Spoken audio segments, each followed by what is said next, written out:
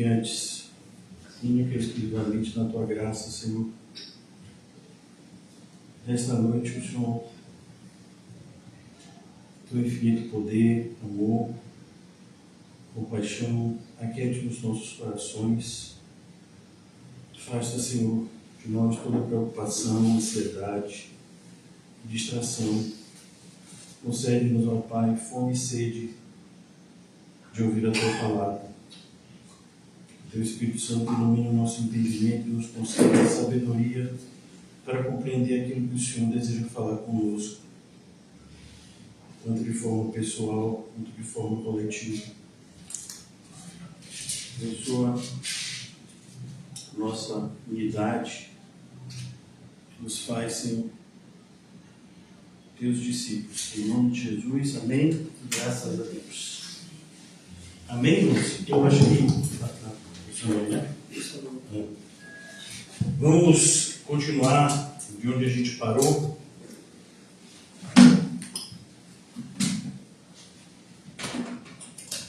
Tiago, capítulo 2.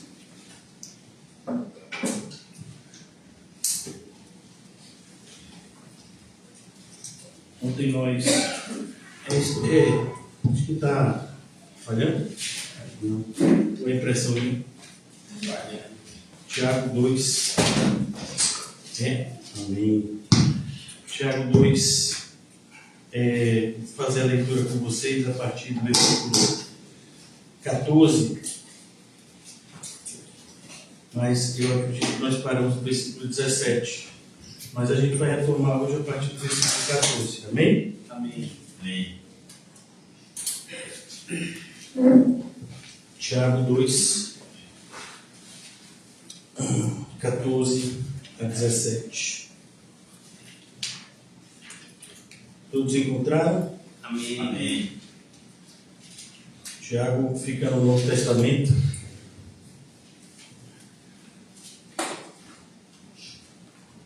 Vamos lá. Meus irmãos, o que aproveita se alguém disser que tem fé se não tiver as obras? Porventura a fé pode salvá-lo? Tiago, então, ele começa com esse tom provocativo, mostrando justamente como a fé, ela precisa essencialmente ser demonstrada. Não basta apenas a gente professar algo, mas é preciso que a gente comprove, por meio das nossas ações, aquilo que a gente está falando, né?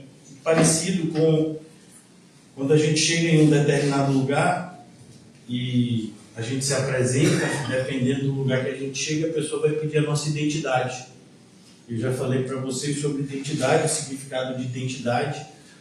A identidade, ela vem, né, da raiz, essa palavra vem da raiz idem, que significa igual.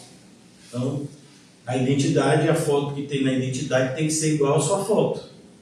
Então, tem gente que faz identidade com, 12 anos de idade, tem que trocar. Porque senão você vai mostrar lá, a pessoa vai reconhecer você e se for algo oficial, aquilo não vai ter validade. Então, o que Tiago mostra aqui é que é necessário que a gente comece a nos cobrar essa identidade de cristão.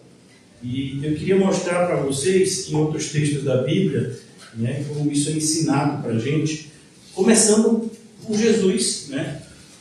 Capítulo 3 do Evangelho de João, essa passagem muito conhecida, que nosso amado irmão Whitfield, né, pregou 3.000 vezes, segundo contam, né, sobre nessa mesma passagem.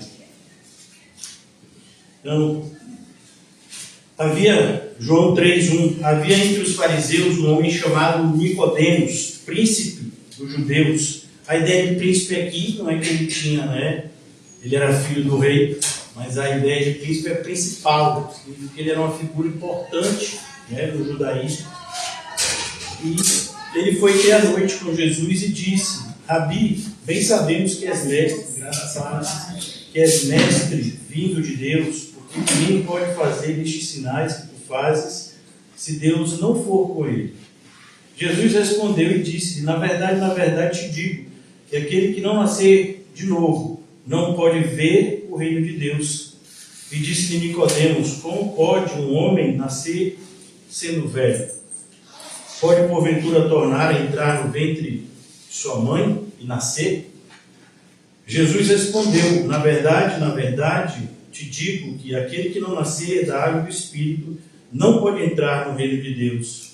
O que é nascido da carne é carne, e o que é nascido do Espírito é Espírito.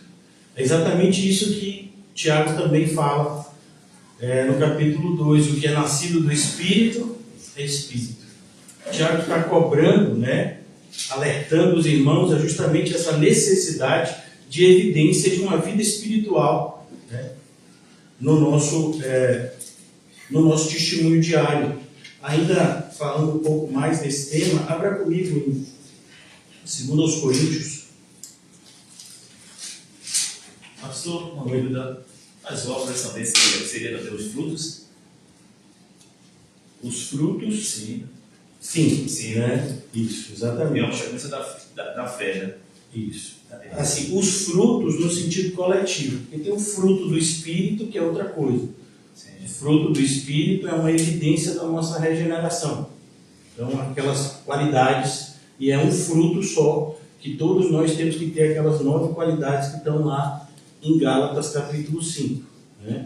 Agora, de certa forma, frutos e obras significariam a mesma coisa nesse contexto aqui, que significa uma evidência, uma demonstração diária de que a nossa vida foi transformada.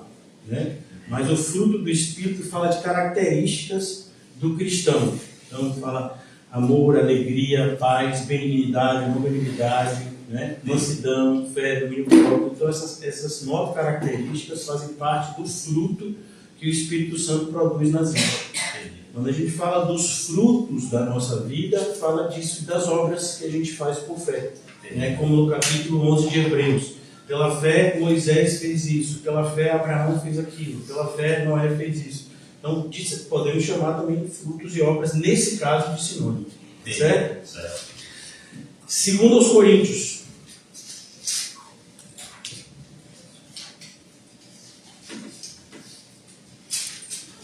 O apóstolo Paulo, ele vai agora mostrar aos nossos irmãos de Coríntios que é necessário que a gente tenha uma vida diferente daquilo que a gente teve no começo.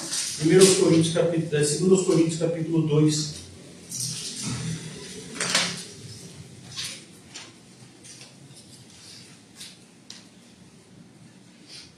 Versículo 14. 2 Coríntios 2,14. E graças a Deus que sempre nos faz triunfar em Cristo, e por meio de nós manifesta em todo lugar a fragrância do seu conhecimento. Porque para Deus somos o bom perfume de Cristo. Nos que se salvam e nos que se perdem.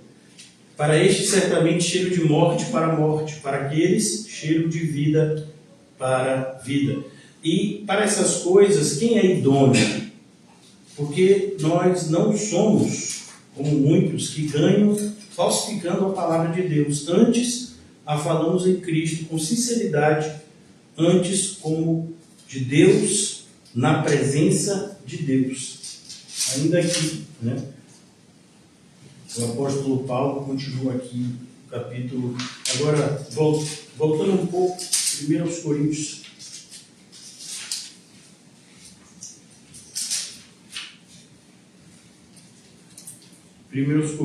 O apóstolo Paulo agora ele vai falar dessa importância de como nós devemos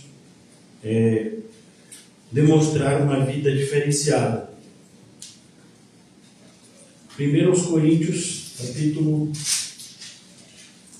8.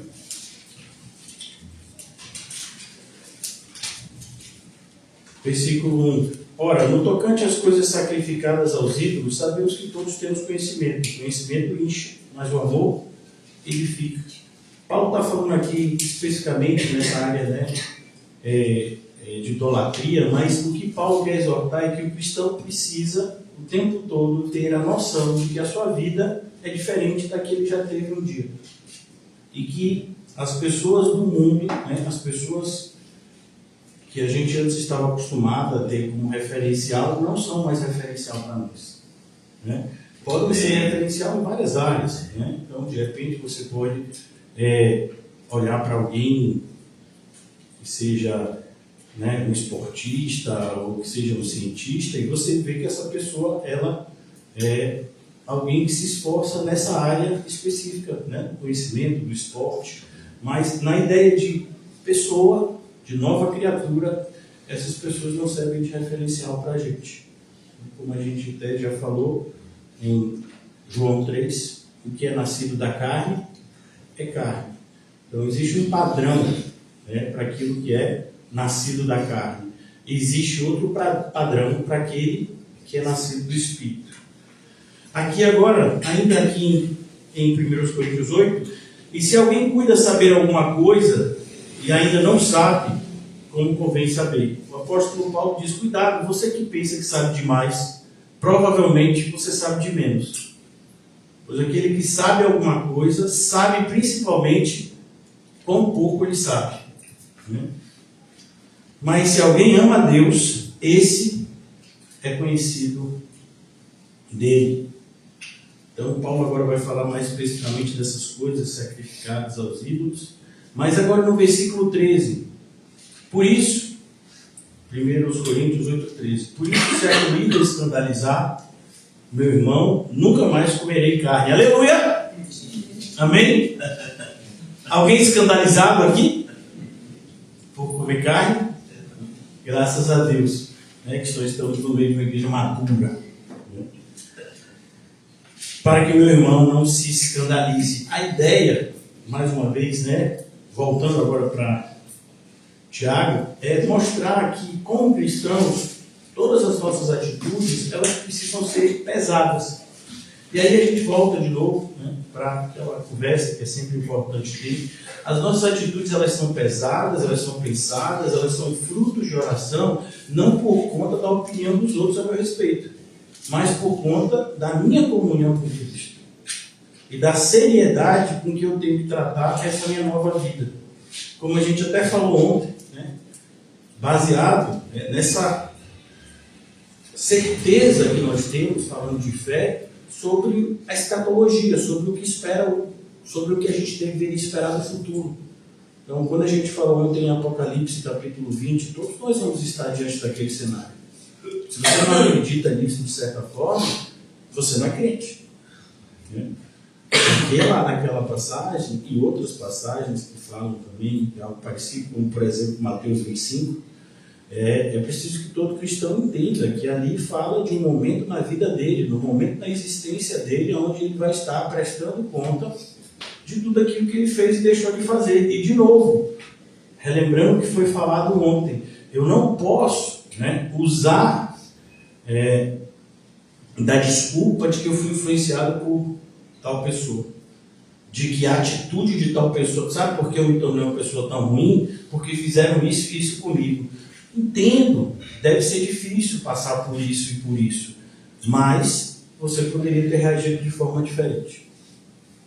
Então a gente não tem como se justificar. Eu falo por isso porque a gente vive numa realidade onde normalmente se justifica. Então você pega uma pessoa que se tornou assassino e você diz, não, mas ele era uma pessoa boa, até que mataram ele quando era pequeno, presenciou a morte dos pais, e aí aquilo mexeu nele e ele se tornou um assassino e hoje ele faz e acontece. Sim, mas ele poderia passar por esse mesmo evento e se tornar uma pessoa cheia de compaixão. E em vez de se tornar um assassino, se tornar alguém que ajudava os órfãos, assim como ele. Então, aquilo que as pessoas usam, né, como justificativa para as suas falhas, para os seus erros, para um afastamento de Deus e um esfriamento do amor, deveria, na verdade, ser um motivo para o contrário. Então, tudo aquilo que eu, teoricamente, né, uso para dizer que estaria esfriando o meu amor, poderia aquecê-lo, se usado da maneira correta. Né? Então, é exatamente isso que o Tiago está tentando mostrar para a gente. Nós não temos justificativa, nós deveríamos nos arrepender. Então, é difícil a gente manter o amor? Claro que é. É difícil a gente perdoar? É claro que é. É difícil a gente tratar as pessoas que nos tratam mal bem? É claro que é. É difícil a gente superar determinadas acusações? É claro que é difícil, mas foi para isso que fomos chamados. Então, quando a gente está lá no Alto das Pompas, a gente tem a oportunidade de ler sempre o versículo que diz que a porta é estreita e o caminho que a gente é chamado a andar é apertado. Então, nós não estamos sendo enganados, né? E é exatamente esse o ponto que Tiago quer abordar aqui, quando ele fala sobre isso. Versículo 15. Amém? Amém. Eu estou adiantando porque a gente parou no 17, se eu não me engano. Então, eu só... E se o irmão ou a irmã estiverem nus, luz aqui não está falando no sentido de moralidade, mas no sentido de falta de roupa para se cobrir, né? Principalmente relacionado ao frio, e tiverem falta de mantimento cotidiano, e algum de vós lhes disser, ide em paz, aquentai-vos e fartai-vos, e não lhes derdes as coisas necessárias para o corpo, que proveito virá dali? Mostrando justamente que a nossa fala deve ser acompanhado com uma ação que confirme o que a gente fala.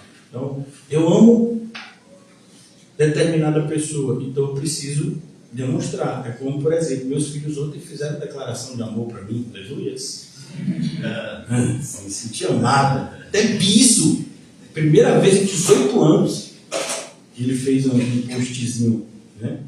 Não vou dizer que eu influenciei, né? Não vou dizer isso, né? Eu só falei várias vezes, ô meu filho, por que você não fez? Né?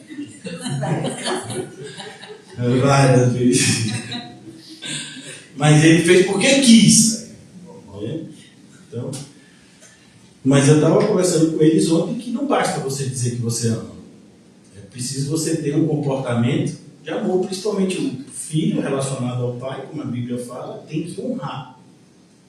Então, como é que você vai demonstrar amor pelo seu pai, pela sua mãe? Honrando, tratando com distinção, tratando com respeito, né? Dando prioridade. E a gente percebe que normalmente é o contrário, né? Quando os pais envelhecem, eles são meio que esquecidos, né? Desconsiderados. Agora mesmo, quando eu saí do prédio, meus pais, tinha uma senhora, né, que eu conheço há bastante tempo, que mora no prédio desde a época que meus pais compraram o apartamento. Ela falando isso, que ela não é muito de fazer esse tipo de ação, mas ela está ajudando um asilo de idosos, né, recolhendo algumas coisas, principalmente toalha e roupa de cama, dizendo que os idosos estamos muitas vezes tendo que se enxugar, né, com um saco de lixo, aquele saco, né, de pano que as pessoas usam às vezes de pano de chão, né, na falta de toalha. Com certeza esses idosos têm filhos, né? Não vou julgar todos os filhos, mas alguns provavelmente devem ter filhos que poderiam cuidar deles, só que não enxergam isso com prioridade, né? Não, mas é que meu pai e minha mãe, quando eu precisei, não me ajudou. Não interessa. Seu pai e sua mãe. Mas é que eles foram pais ruins. E você, por causa disso, vai ser um filho ruim? Então, é preciso que a gente tenha noção de que, de novo, a maldade não deve ser limitada.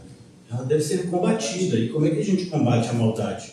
Falando da maldade? Não, por meio de ações de bondade. É a bondade que vence a maldade. Então, não se deixem vencer pelo mal, mas vençam o mal com o bem. Mas o que a gente assiste todos os dias é o contrário, inclusive vindo de pessoas que são evangélicas. É o caso que o Tiago está falando aqui. Você está dizendo que você é evangélico, né? É por isso que tem um monte de gente que gosta de evangelizar, gritar, dizer que Deus faz isso, faz aquilo, restaura isso. Sim, e você está fazendo mais o quê? Só blá blá blá? Então, essa ideia de você, principalmente aqui, o contexto de Tiago, não que a gente não faça o bem a pessoas não cristãs, fazemos o bem a todos, mas a ideia de Tiago é principalmente como isso é absurdo quando acontece dentro da própria família evangélica, porque daí vem o termo família. Nós somos uma Família na fé. Isso não é, né, uma frasezinha de efeito. Isso é a verdade se somos regenerados. Se não somos regenerados, então não tem família. Mas se somos regenerados, somos família. Né? Se não, vejamos o que está escrito aqui em Romanos, essa passagem que muitos gostam, né, de uma parte, se esquecem de outra. Romanos capítulo 8. Romanos capítulo 8. Muitos gostam, né, do versículo 28. E ele é muito bom, né, como toda a Bíblia, mas não podemos ficar só nele. Olha o que diz o 29. Porque os que dantes conheceu também os predestinou. Então, se Jesus conheceu você, o que significa conheceu? Jesus se relacionou com você antes de você se relacionar com ele. Então, é isso que você tem que entender quando você vê o verbo conhecer, principalmente nesse sentido. Né? Então, versículo 29. Para serem conformes à imagem do seu filho. Então, nós deveríamos ser todos assim, né? A fim de que ele seja o primogênito entre muitos irmãos. Então, somos irmãos. Deveríamos nos ver dessa forma. Deveríamos desejar para o outro o que a gente deseja para a gente. Então, voltando agora para Tiago capítulo 2. E se o irmão ou a irmã estiverem, né, precisando, versículo 16, algum de vós lhe disser, e de paz, aquentai-vos e fartai-vos, e não lhes derdes as coisas necessárias para o corpo, que proveito virá dali ou daí? Tiago quer mostrar justamente que o amor precisa ser demonstrado, que a fé precisa ser demonstrada. Então, a gente tem vivido nessa época, né, onde as pessoas associam fé, associam espiritualidade a uma série de coisas que a Bíblia jamais associou, né, como gritar, revelar coisa, falar em mistério, né, fazer determinadas cenas, que eu diria até engraçadas, se não fossem, né, sérias. E isso não tem nada a ver com espiritualidade. Espiritualidade tem a ver com você ter uma vida pautada nos ensinamentos de Cristo. Aquele que diz estar em Cristo, necessariamente precisa de pães e peixes, a preocupação dele em alimentar aquelas pessoas. Ele vai até os discípulos e diz, e aí? Esse povo já está aqui há 3 dias me ouvindo, e a gente está num lugar distante de tudo. Se esse povo for embora agora, é capaz deles falecerem pelo meio do caminho, porque não tem onde. Então veja a sensibilidade de Jesus em relação às pessoas, né? A necessidade das pessoas, que inclusive a gente leu ontem sobre isso, está escrito em Mateus capítulo 6. O Senhor sabe que a gente precisa dessas coisas. Vai falar, o pássaro é alimentado, o passarinho é alimentado, os lírios do campo são vestidos pelo Senhor. Você acha que você não vale mais do que as flores e os animais? Então, você acha que o Senhor vai deixar de cuidar de você? Claro que não. E qual é a forma que Deus vai cuidar da gente? Por meio dos seus filhos. Então, quando a Bíblia diz também que nós somos o corpo de Cristo, significa que nós somos uma extensão de Cristo aqui na Terra. Então, Cristo, ele vai fazer muitas coisas por meio do seu corpo. Então, é a oportunidade que a gente tem de fazer aquilo que Cristo aprovaria, né?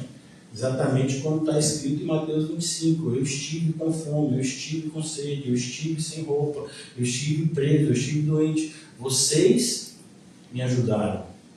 Tiago está tocando nesse assunto também aqui. Então, no versículo 17, assim também, e é onde a gente parte hoje, até agora foi só um esquente. Então, Tiago 2,17, assim também a fé, se não tiver as obras, é morta por si mesma. Então, como o irmão Danilo tinha falado, a ideia de frutos é isso, né? A gente ter uma vida que possa ser, de certa forma, apreciada. E as pessoas, o que a gente faz com o fruto? O que você faz quando você come uma fruta? Né? Você come aquela fruta e você sente o sabor daquela fruta. Então a maçã tem gosto de laranja? Não. Só se for transgênica, né? Hoje em dia, tudo é possível. A laranja tem gosto de limão? Não, cada fruta tem características específicas, um sabor específico, um cheiro específico. Assim também, os frutos devem, né, ser experimentados e testificarem a nossa filiação. Então, quando as pessoas observarem os frutos da nossa vida, elas precisam associar esses frutos à pessoa de Cristo, à obra de Cristo. Então, é necessário que Cristo seja visto em minha vida. E quando isso vai acontecer? Quando eu agir como Ele. Então, é exatamente isso que Tiago está cobrando da gente. Vocês são cristãos, portanto, ajam como Cristo. Tem um filme que não vale a pena ser visto, baseado num livro que não vale a pena ser lido, mas que o seu título é bem provocativo e vale a pena a provocação. Em seu lugar, o que faria Jesus? Então, o que faria Jesus em seu lugar? É esse tipo de pergunta que a gente tem que procurar responder quando a gente está diante de determinadas situações, principalmente essa que o Tiago está falando aqui. E você está diante de uma pessoa que precisa da sua ajuda e que você tem condição de ajudar. E que não é simplesmente uma pessoa só, e o ser humano já mereceria toda a sua atenção, mas é alguém que é seu irmão na fé. Então isso faz com que aquela atitude seja ainda pior. Então no versículo 18, mas dirá alguém, e essa fala tem se tornado muito comum. Eu inclusive já falei para vocês algumas vezes que eu me deparei com uma senhora anos atrás que disse exatamente isso. Eu não sou muito de ler a Bíblia, eu sou uma pessoa de oração. E a minha questão para essa senhora foi: você ora para que Deus? Porque como você sabe que o Deus que você está orando é o Deus da Bíblia se você não lê o livro que diz as características de Deus, as características do Deus que você deve orar? E como você sabe que a sua oração está agradando a Ele? Porque é a Bíblia que vai dizer como nós devemos orar. Então, é uma grande inverdade quando a pessoa diz que prefere orar do que ler a Bíblia, ou vice-versa. Eu sou mais de ler, não sou muito de orar, porque inevitavelmente, né, e você vai ver isso de todos os estudiosos da Bíblia ao longo da história da igreja, eles eram homens de oração. Então, é impossível você orar corretamente a Deus e não ter fome e sede da sua palavra. Assim também como é impossível você ler a Bíblia, né, corretamente e não ter uma vontade incontrolável de orar. Então, como A.W. Tozer, né, tem a frase famosa dele, uma vez ele foi questionado: pastor, qual seria o mais importante? A leitura da Bíblia, a oração? Ele se pergunte a um passarinho qual é a asa mais importante, a direita ou a esquerda para ele voar? Então, o passarinho pode voar com uma asa só? Não pode. Então a mesma coisa, não tem como você separar oração e palavra. Então não tem grau de importância. Eles são tão importantes quanto, e eles são complementares. Um sem o outro não existe. Mas pastor, se eu estudar muito a Bíblia e não for uma pessoa de oração, você não está estudando a Bíblia. Assim como se você está orando muito e você não conhece a palavra de Deus, com certeza você não está orando. Você pode estar até rezando, você pode estar meditando, você pode estar fazendo mantras, você pode estar fazendo transcendência, mas oração, não. Então, de novo, voltando aqui para o nosso texto, versículo 18. Mas dirá alguém: tu tens fé e eu tenho obras. Tiago estava falando algo que era comum de se ouvir já naquela época e que ainda hoje é extremamente comum. né? As pessoas, esse suposto interlocutor imaginário aqui é algo extremamente comum que Tiago vai dizer, eu sei que vocês falam isso entre vocês. Eu sei que existe esse tipo de debate. As pessoas tentam o tempo todo separar fé e obras como se fossem dons independentes. Então, aquela pessoa tem fé, a outra tem obras. Tiago rejeita esse tipo de separação. Então, ele diz, mostra-me a tua fé sem as tuas obras. Então, esse é o desafio de Tiago. Tudo bem, você está dizendo que não tem obras. Você tem fé, né? Mas você tem que ver a sua fé. Como é que você vai saber que sua fé é verdadeira se você não pode vê-la? Você não pode mensurar ela. Então, como é que você pode saber se ela é verdadeira? E aí Tiago vai dizer, ele dá o exemplo dele, a importância, né, de você sempre se colocar como vitrine. Eu acho interessante que a gente vive nessa geração que ninguém quer ter responsabilidade com nada. E aí aquela frase famosa que as pessoas gostavam de repetir na igreja, graças a Deus, eu acho que aqui ninguém repete mais, né? Depois de tantas vezes que eu falei, muitas pessoas diziam, não olhe para mim, olhe para Jesus. Sim, eu vou olhar para Jesus como? Como é que eu vou olhar para Jesus? Você é o Jesus que eu conheço. Você é a parte visível de Cristo. Mas nós somos imperfeitos. Somos. Mas o Cristo que habita em nós é perfeito.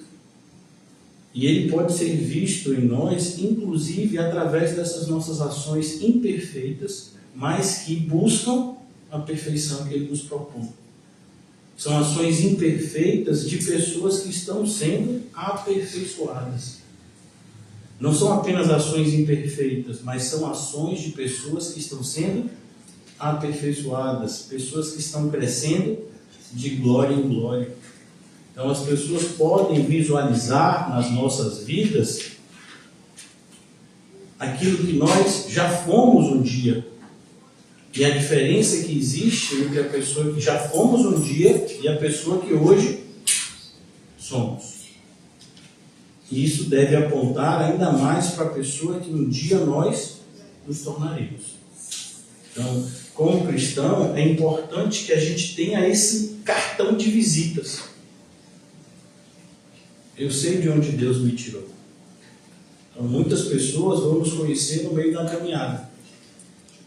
Muitas pessoas vão ter a impressão de que a gente sempre foi nesse formato que a gente está aqui. Eu não, meu irmão. Eu nunca estaria aqui. Ainda mais atrás do púlpito. Né? Era mais fácil eu estar fazendo a lavagem de som aqui do lado, totalmente alheio às pessoas ao meu redor, do que estar aqui ensinando algo a alguém. Né? Então, quando isso é visualizado, né, as pessoas começam a notar que houve um toque de Deus. Né? Até os magos de Faraó têm que dizer, o dedo de Deus tem a ver com esse tipo de ação.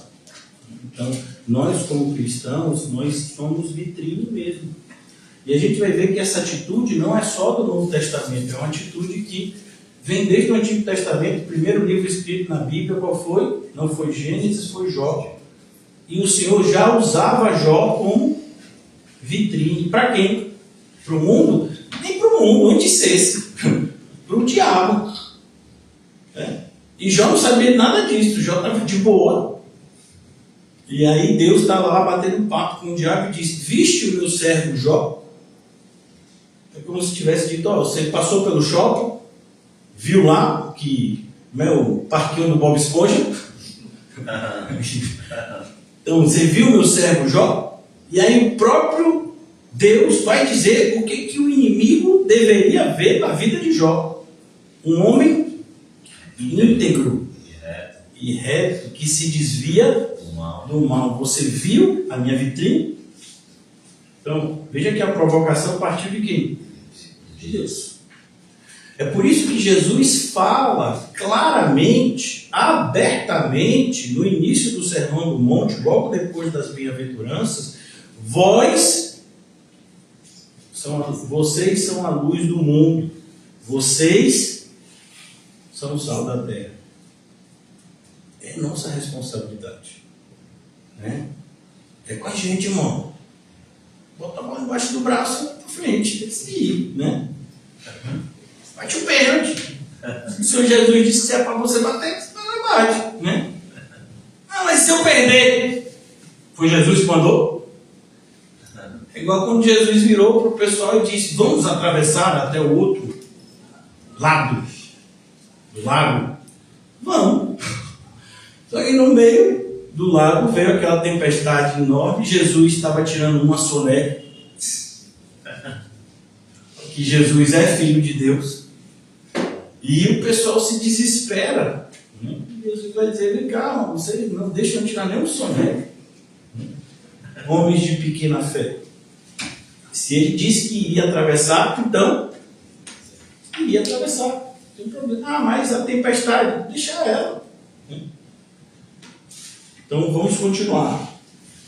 Mas dirá alguém: tu tens fé e eu tenho as obras. Mostra-me a tua fé sem as obras. Mostra-me a tua fé sem as obras, e eu mostrarei a minha fé pelas minhas obras. Então, as obras não vão tornar a fé meritória. Porque é uma fé meritória, uma fé merecedora. Então, a gente não merece nada pela fé que a gente tem, até porque a gente não tem, a gente recebeu.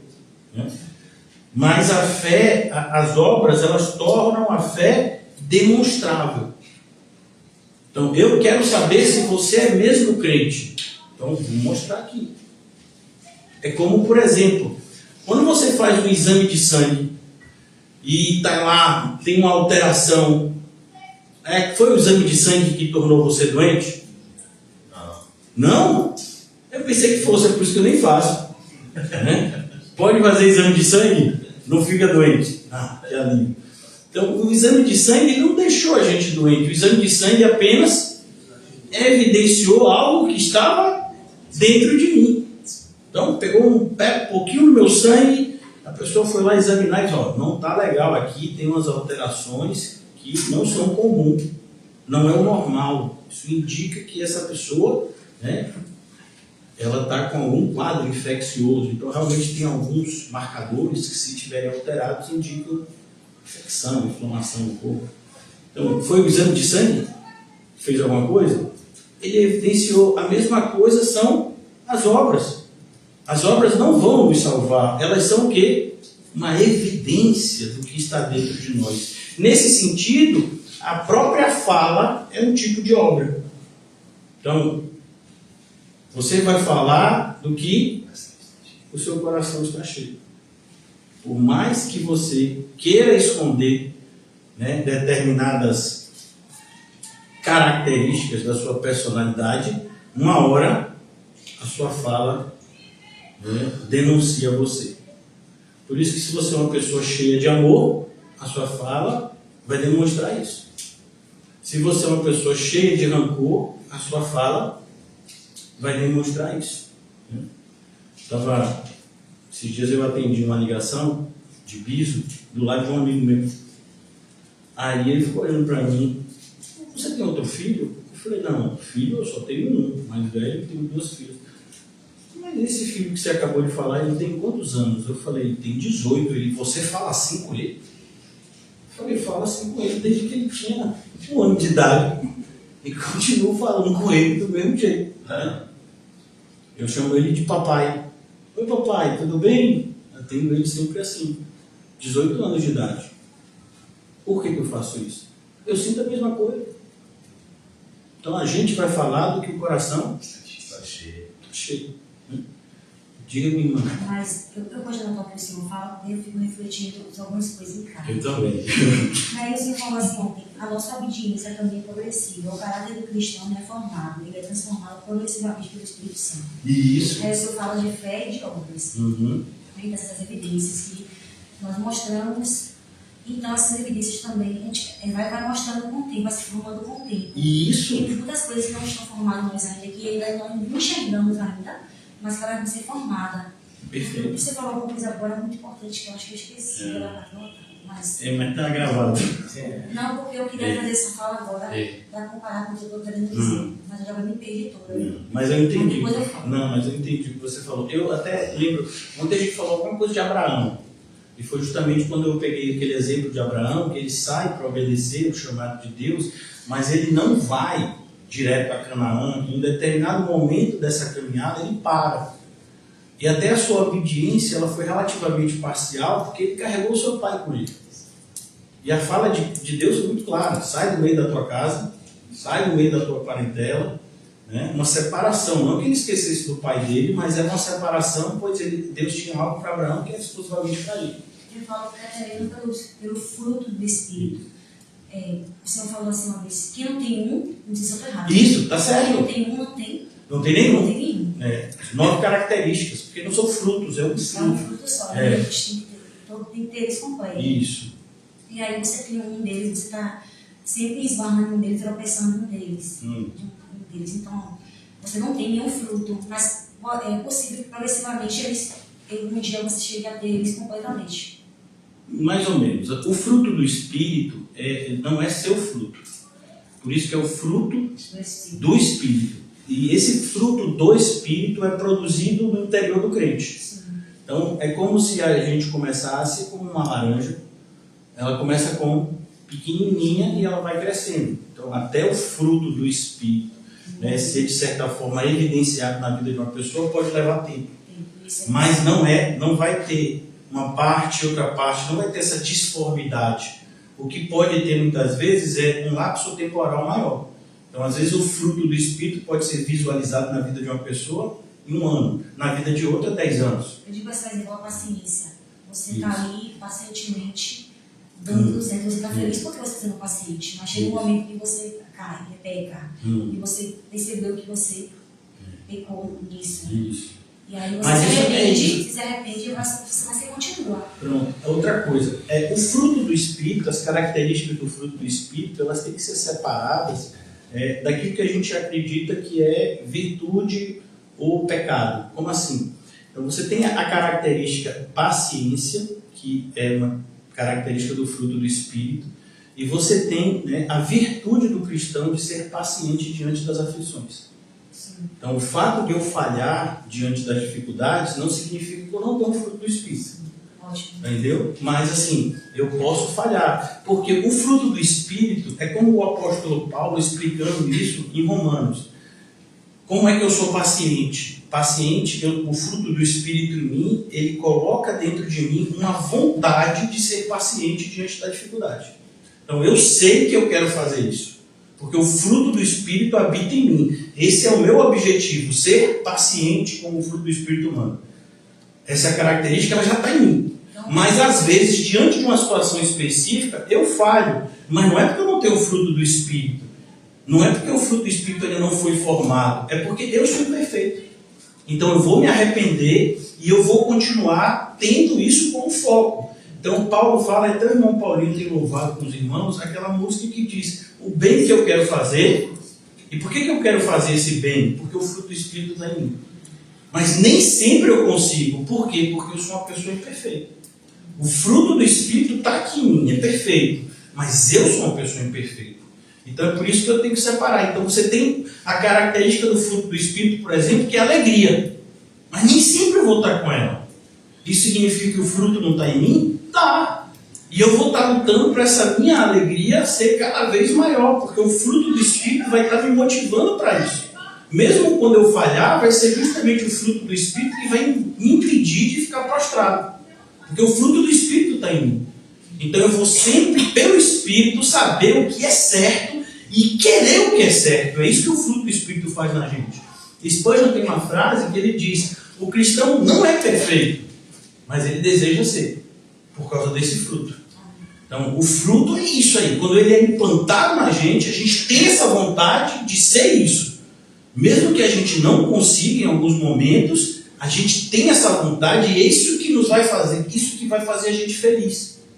Então, não é essa perfeição, não é que eu não tenha ainda aquela característica, eu tenho. Mas eu sou uma pessoa imperfeita e eu vou ser imperfeito até o final. É muito importante essa separação para mim. Isso. Eu já preguei muitas vezes questionando essa questão aí Isso. por causa de separação que eu não fazia. Isso. Agora eu tenho que ver se realmente eu quero, essa alegria existe em mim, essa paz existe em mim. Então é o fruto do Espírito em mim. Mas já é examinar, Isso. você vai seguir essa íntima. Agora, em situações pontuais, na nossa caminhada cristã, a gente pode falhar. Né? Não só nessas 9 características que são do fruto do Espírito, em outras. Amém? Amém.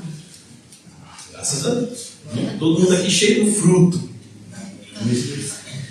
Então, agora a gente chega na parte mais forte. Eu diria, assim, que eu acho, você pode ter direito, tem todo o direito de pensar diferente. Tiago, ele traz um tom aqui, que ao mesmo tempo provocativo, mas assim, é extremamente, como diria uma pessoa espiritual que passou na igreja anos atrás, realístico. Então, o Tiago está dizendo aqui que os demônios têm um tipo de fé. É algo que muitas vezes a gente não imagina. Você vê, Tiago fala isso aqui no século I. Lutero, 15 séculos depois, ele tem uma frase que escandalizou as pessoas da sua geração. Então, Lutero dizia uma coisa, e na Bíblia está claro isso.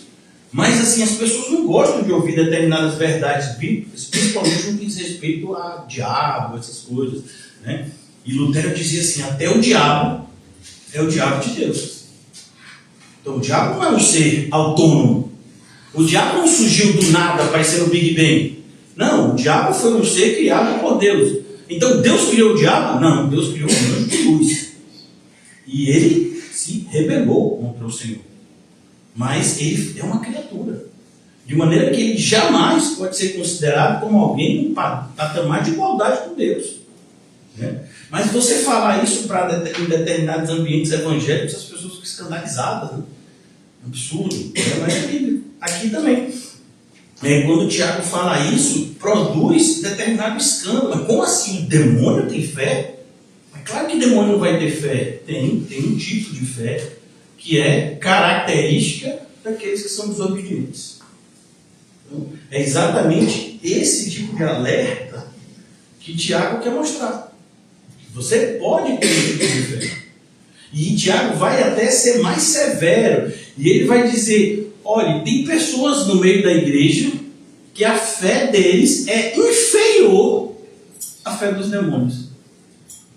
É como, por exemplo, irmãos, alguém tem dúvida de que Judas Iscariotes foi para o inferno? Não. Então, estamos bem, né? Nisso temos unanimidade, graças a Deus. Mas, alguém tem dúvida de que Judas Iscariotes fez muito mais por todos nós, fez muito mais do que todos nós juntos aqui? Qual de vocês abandonou tudo para seguir Jesus por 3 anos e meio? Para cima e para baixo. Independente dele meter a mão no que era dado a Jesus, ele tinha a responsabilidade de cuidar do dinheiro. Você já foi em caixa em algum lugar? Você sabe que é responsabilidade de você cuidar do dinheiro? Né? De você dar o dinheiro para comprar o pão, para isso, para aquilo, para pagar aquilo. Né? Era uma responsabilidade dele. Ah, ele roubava. Tudo bem, ele roubava, e tanto que ele está prestando conta disso até hoje. Por toda a eternidade ele vai fazer isso. Mas para a gente chegar do nível dele, a gente tem que ralar um pouco. É como, por exemplo, a gente fala, mas Jonas, o profeta fujão, é mesmo. Você acha que você está no nível dele? Eu não estou falando no nível dele lá em Nínive, não. Eu estou falando no nível dele antes. Né? Então a gente fala de determinadas pessoas, como por exemplo, como é que pode Abraão mentir, dizer que Sara é irmã? É mesmo. Você está no nível dele? Então é muito fácil a gente... É como os críticos fazem, né? É muito fácil você criticar o jogador que errou o pênalti, mas eu digo, você vai lá bater? Se você for lá bater e fizer, ótimo, aceito sua crítica.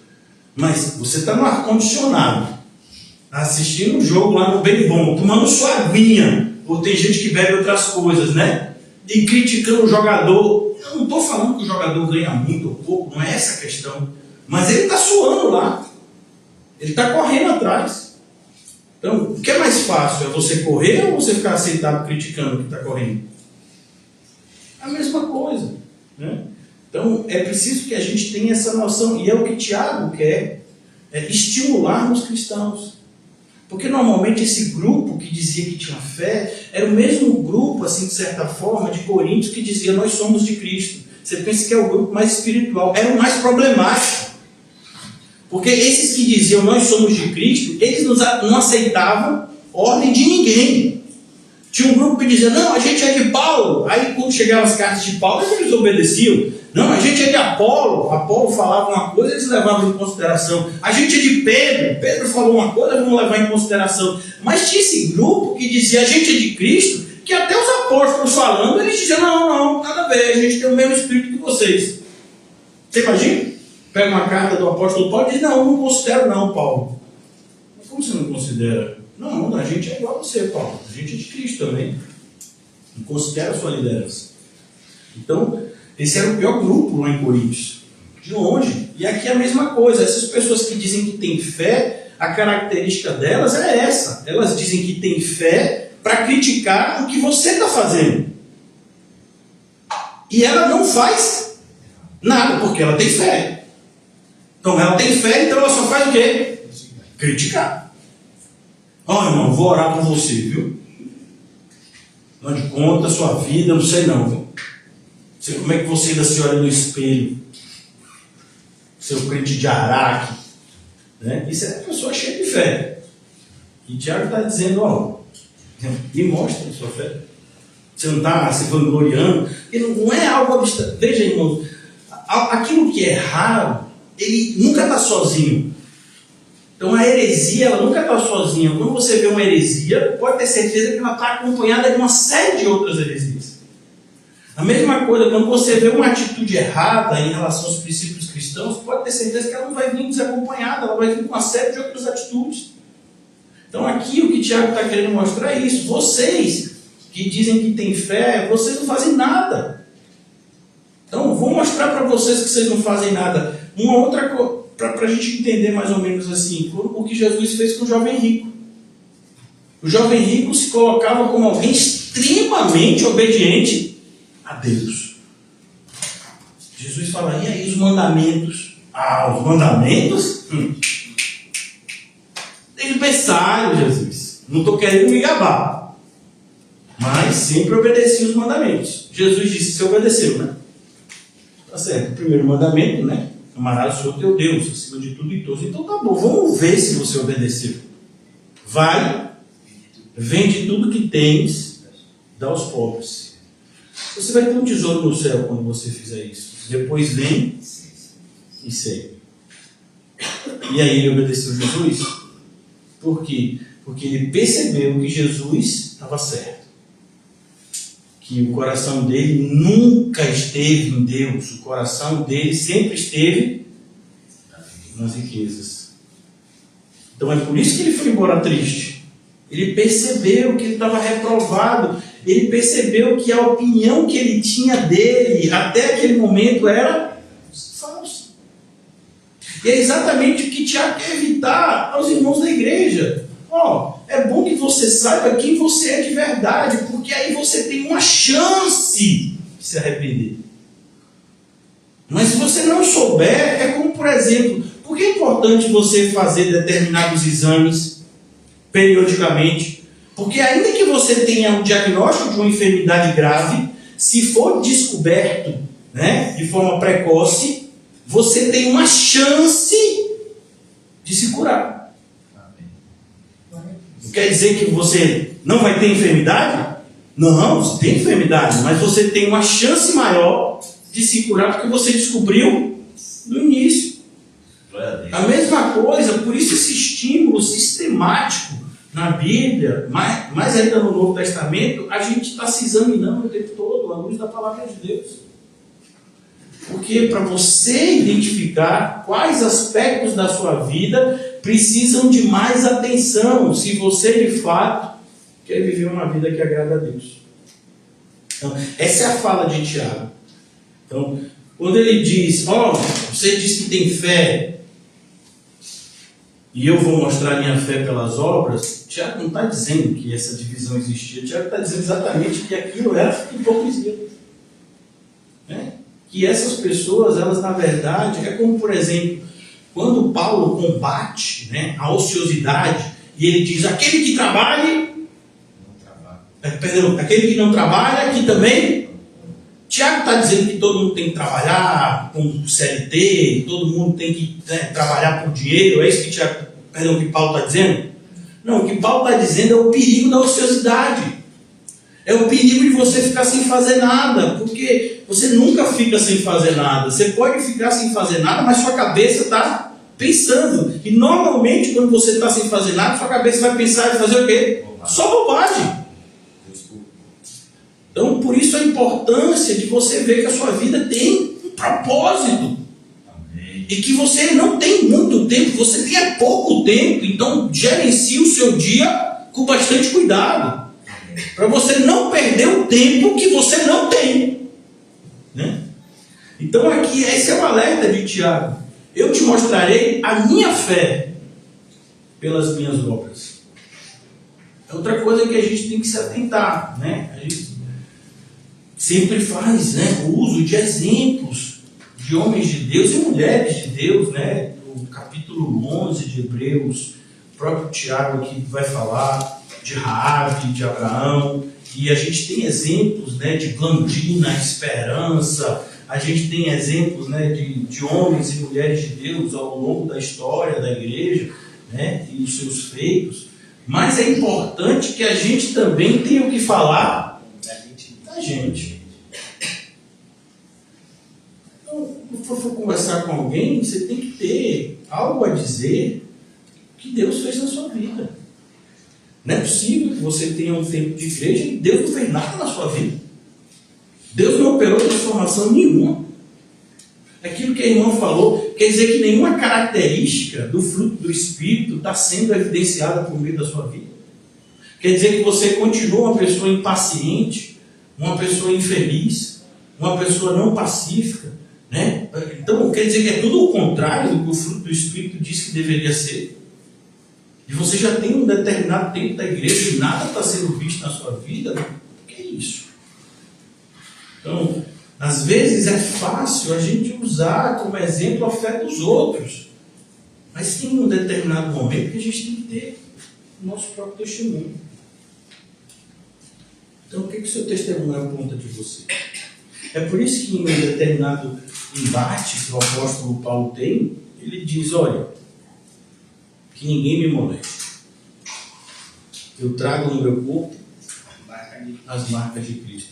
Eu não vou ficar debatendo aqui se eu sou apóstolo, se eu não sou. Eu não vou ficar debatendo aqui quem é mais cristão entre nós. Eu vou dizer o seguinte, eu tenho marcas no meu corpo que apontam que eu sou de Cristo. Vocês têm?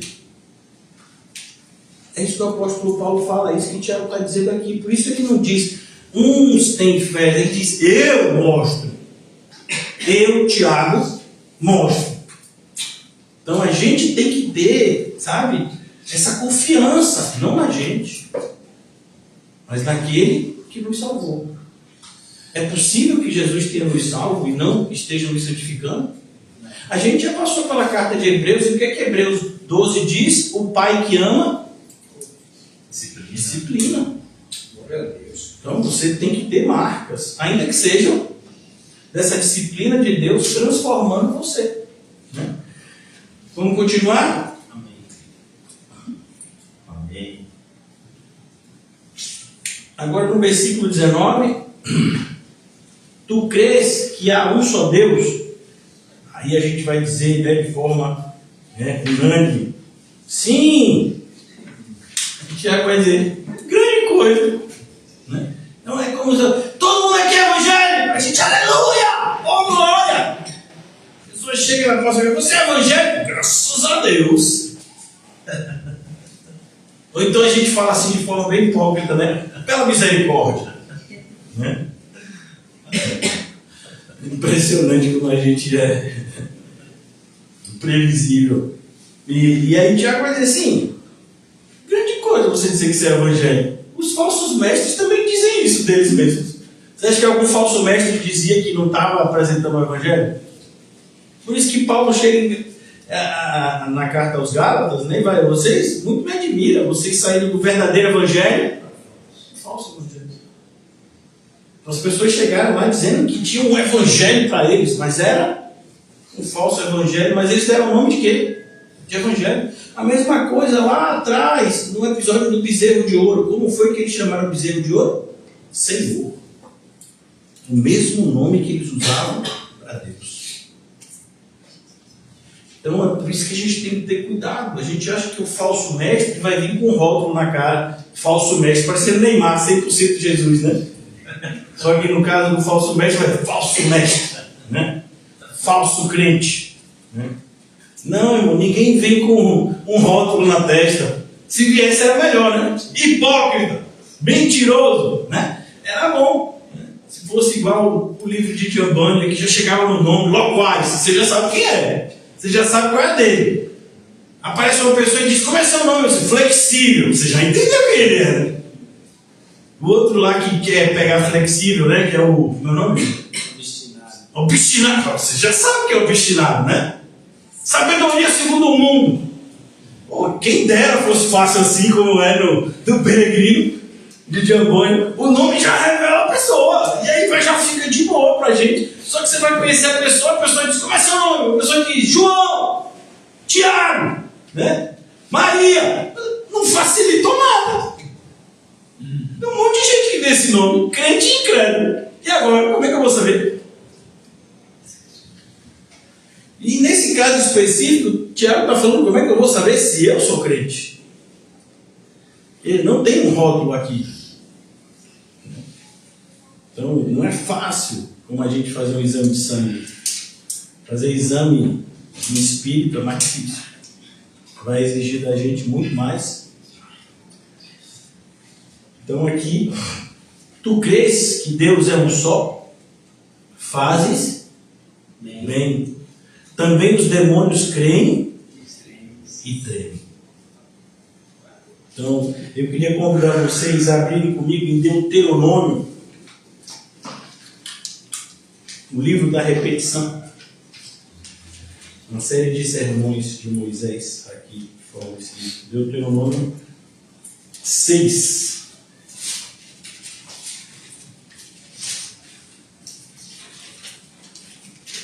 Deuteronômio 6, 4 e 5. Ouve Israel, o Senhor nosso Deus é o único Deus.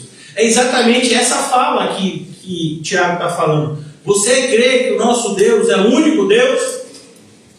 Está lá em Deuteronômio. Era algo básico, né, para alguém que se dizia de Deus. Acreditar que que o verdadeiro Deus é único. Então, não existe um Deus rival. Existem entidades criadas pelo homem que são chamadas de deuses. Como, por exemplo, né, na mitologia grega, você tem os deuses lá, né?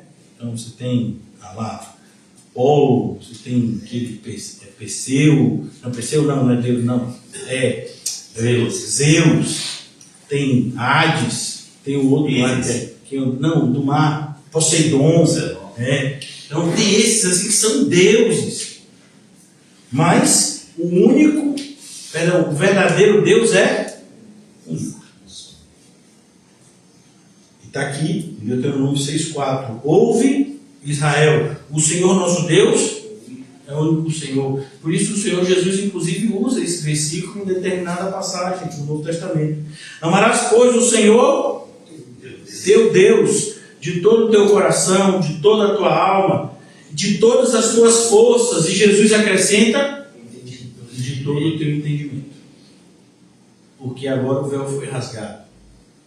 Agora há um livre acesso. Agora assuntos que não foram tratados abertamente no Antigo Testamento estão sendo apresentados a plena luz. Então, amarás o Senhor teu Deus de todo teu entendimento. Jesus acrescenta isso lá no Novo Testamento. Agora, vamos para Marcos, o Evangelho de Marcos.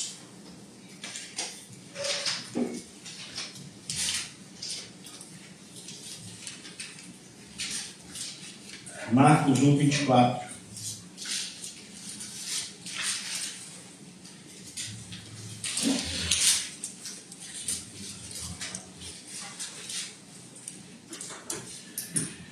Dizendo, Eu vou fazer a leitura a partir do 21, tá bom? Entraram em Cafarnaum, e logo no sábado, indo ele à sinagoga, ali ensinava, passou a ensinar, e maravilhavam-se da sua doutrina, porque os ensinava como tendo autoridade. E a autoridade de Jesus vinha justamente disso que Tiago está falando. Ele falava como alguém que, não é que alguém que conhecia de longe, alguém que fazia aquilo que estava ensinando. Alguém que tinha intimidade com aquilo que ele estava ensinando, né? Então aqui, e não como os escribas. Versículo 23. Estava na sinagoga deles um homem com um espírito imundo. Significa que o espírito não tomava banho há anos, é isso? Por isso estava imundo. Até que jogaram ele na água sanitária e ele se limpou, é isso? Não, espírito imundo na Bíblia é sinônimo de quê? Demônio. Então, tem espírito imundo, sinônimo de demônio, né? Então, um espírito imundo, o qual exclamou. Veja, Jesus falou alguma coisa com o espírito imundo? Nada. O espírito imundo fala primeiro, dizendo: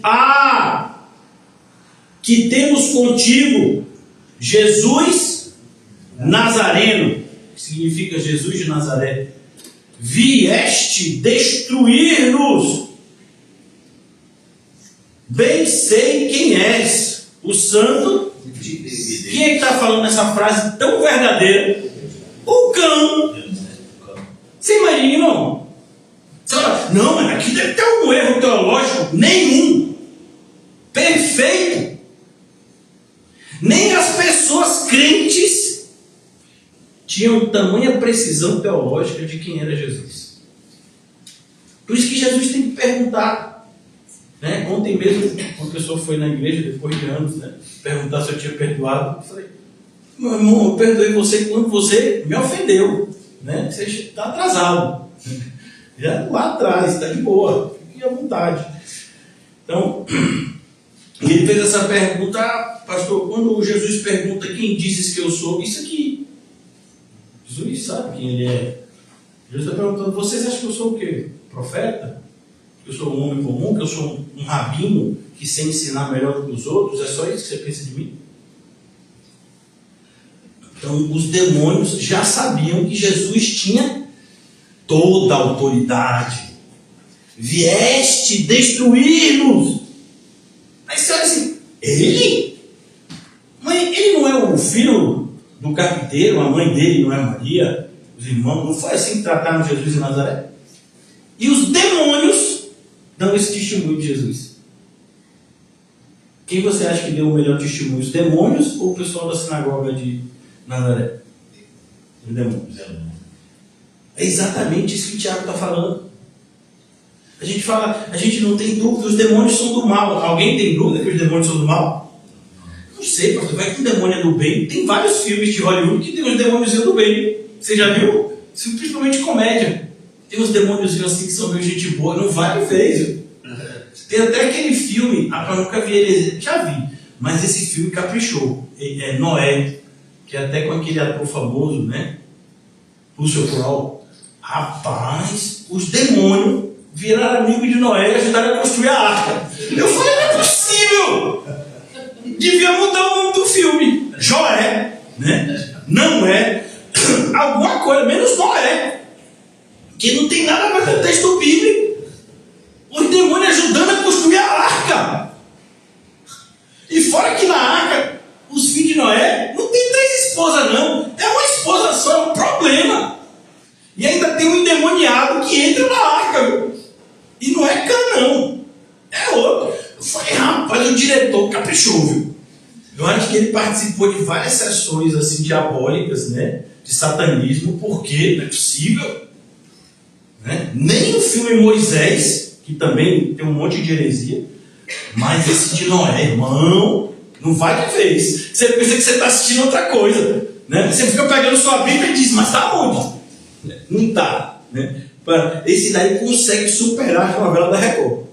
E você sabe que para superar a novela da Record, irmão, dá trabalho, viu? Porque o diretor da Record, eu estou falando novelas bíblicas, imagina. Eu nunca vi coisa tão antibíblica como as novelas bíblicas da Record. Mas aqui, pegando Marcos, os demônios. E versículo 25, repreendendo Jesus, dizendo, cala-te e sai dele. O demônio está falando a verdade ou a mentira? A verdade. Mas Jesus mandou, continue a falar. Por quê? Porque a gente não dá ouvido ao diabo. Então o diabo não é. E tem determinadas denominações que bate papo com o diabo. Né? E aí, você vai fazer o que na vida dessa pessoa, seu demônio? Eu vim fazer o que você quer, né? Não é possível que o pessoal está indo nessa direção. Né? Tá indo sim. Agora Marcos também, vamos aqui em Marcos, de novo, no dia de Marcos, capítulo 5, outra passagem que retrata isso também. Marcos 5, 7. Aqui é o gadareno, e clamando com grande voz, disse, o que tenho eu contigo, Jesus, filho? E aqui não é um demônio não, irmão, aqui é uma legião de demônios que está possuindo esse rapaz aqui. Por isso ele fala, o que temos nós contigo, Jesus, filho do Deus, conjuro-te por Deus que não me atormente. Não é o demônio não está atormentando Jesus não, o demônio se sente atormentado por Jesus. É por isso que a fala de Tiago é sujeitai-vos a Deus, resistir ao diabo e ele vai fugir. Imagine o diabo olhando para um de vocês, o que tenho contigo, vocês da CCBE, vocês do estudo de Código de Farias, eu não consigo olhar para a santidade de vocês. Rapaz, vocês são crentes. Hoje de noite vai ser assim, né? Apareceu o que tenho contigo. Amém? Amém. Não tem referência de Israel. Mas é possível. A Bíblia diz que tudo é possível para aquele que tem o quê? Que crê. Que crê. Aleluia. Vamos lá. Agora só para a gente fechar. 1 Coríntios 8. Vamos lá? Amém. Nós que estávamos em 1 Coríntios agora há pouco.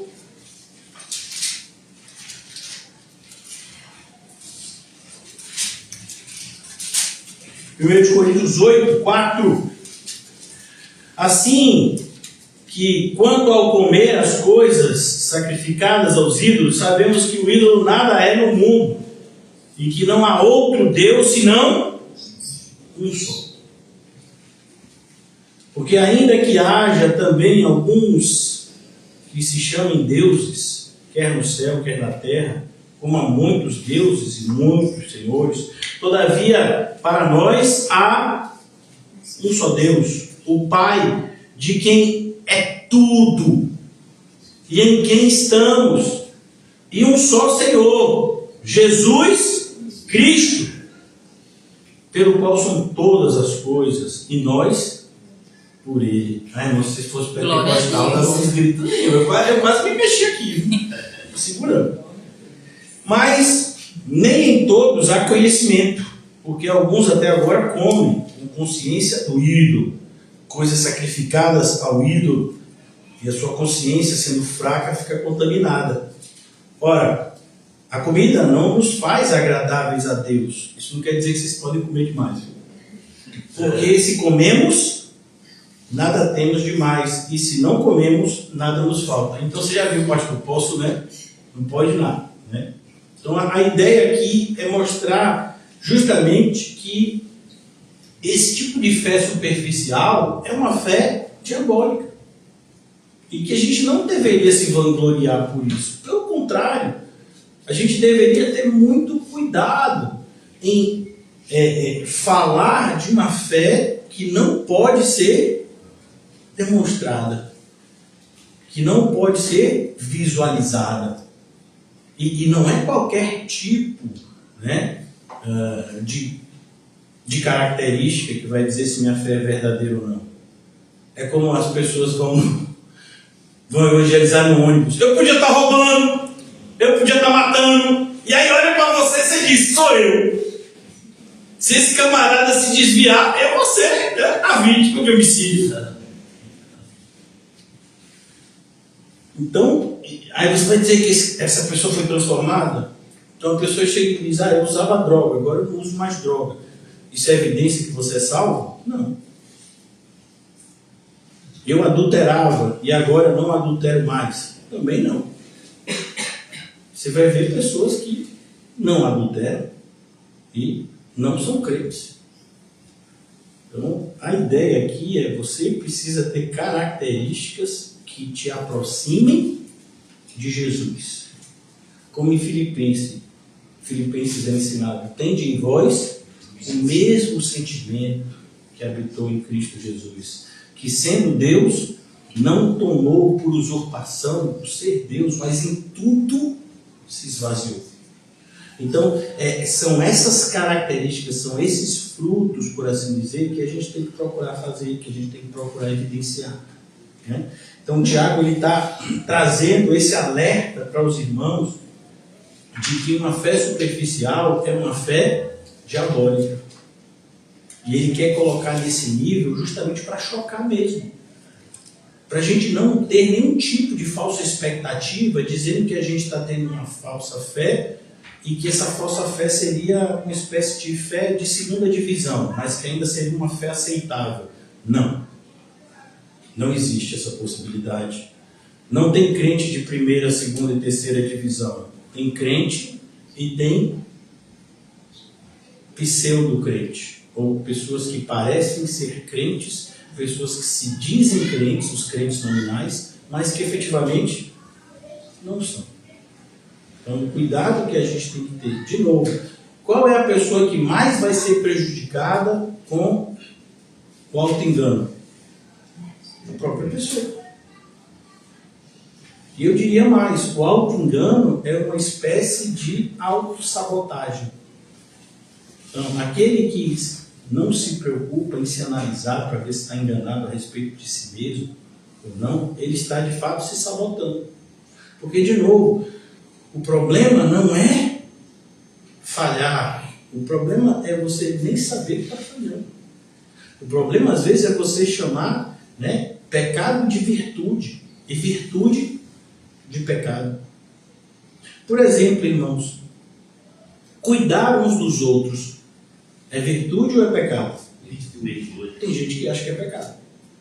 E ainda diz que fulano é intrometido, bisbilhoteiro, narigudo. Eu nem sabia. Eu achava que narigudo era mentiroso. Diz que narigudo é a pessoa que se intromete na vida dos outros. Né? Nem sabia.